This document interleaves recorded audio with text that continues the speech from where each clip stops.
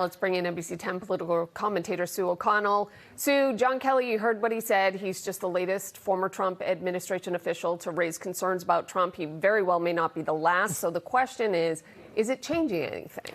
Well, first, let's take a look at who John Kelly is. John Kelly is a Boston native. He grew up in Brighton. He's a retired United States Marine Corps general, the White House chief of staff. He lasted the longest under Donald Trump, and he was Trump's Secretary of Homeland Security, where he oversaw the building of Trump's wall. So obviously believes in some things about Trump. He's a Republican, and he hasn't endorsed Kamala Harris. But he is so concerned about what a second Trump presidency could do to America and the world that he's willing to talk on the record about his concerns. Now, look, there has never been a presidential candidate in history who has had so many former staff members come out against them.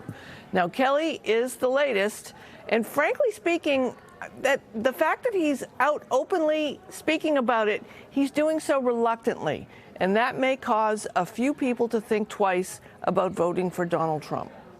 I understand, Sue. When we look at that interview yesterday with Kamala Harris, NBC's Hallie Jackson asked if sexism is still a factor in the election, because certainly supporters are wondering aloud, like, how could this race be so close? Take a look at or listen to what she had to say to that. I don't think of it that way. My challenge is the challenge of making sure I can talk with and listen to as many voters as possible and earn their vote. Can you say there's a difference with the Harris campaign compared with Hillary Clinton's run for the White House? Absolutely. As both Hillary Clinton and Kamala Harris have acknowledged, each of their achievements, even in election losses, are built on the work of the women who came before them. Now, the difference in the campaigns is stark, though. Clinton's slogan, remember, was, "I'm with her," and they had the imagery of breaking the glass ceiling, shattering it. But the possibility of her being the first woman president as the centerpiece of the campaign was there.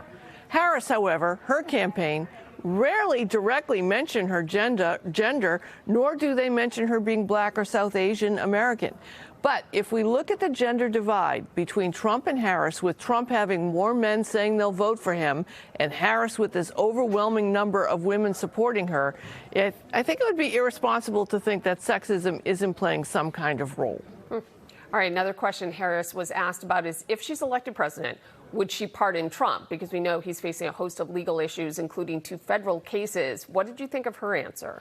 So Harris dodged that question, saying she wasn't going to get into hypotheticals. Hallie Jackson, of course, followed up asking if a pardon might bring the country together, and Harris said it would help the country move on if she got elected. So to be fair, we don't know how many more convictions Trump will have or what we're going to learn during the trial. So Harris being reluctant to say that she'd pardon him might have been the right answer. Sure. All right, Sue, thank you. And of course, don't forget, we recap all the week's biggest political headlines every Sunday on At Issue. So join Sue, Corey Smith, and Matt Pritchard. It airs at 11:30 immediately following Meet the Press.